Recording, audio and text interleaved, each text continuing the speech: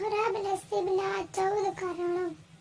Number 1, મંદિરેથી પાછા ફર્યા પછી પગ ધોવા. નંબર 2, યુવાન વ્યક્તિના મૃત્યુની અંતિમ વિધિ પછી ભોજન કરવું. નંબર 3, વડીલો કે બાળકોની ખરીદી વખતે વસ્તુના ભાવ વધારે કરવા. નંબર 4, કોઈ પણ કાર્યમાં બ્રાહ્મણને ખવડાવ્યા વિના પરંતુ ફરવું. નંબર 5, દાન હંમેશા સંબંધીઓ અથવા તો પરિચિત વ્યક્તિઓને આપવું. નંબર 6, ભગવાનના ચિત્રને અર્પણની પેટીઓ અથવા તો પેકેટમાં લગાડવા. નંબર 7, પોતાના પાકીટમાં સિક્કા અને નોટો એકસાથે રાખવા. નંબર 8, મંદિરમાંથી ખાલી વાસણને પાછું લાવવું. નંબર 9, દાન આપ્યા વિના ભોજનાલયો કે ધર્મશાળા ભરપેટ ખાવું.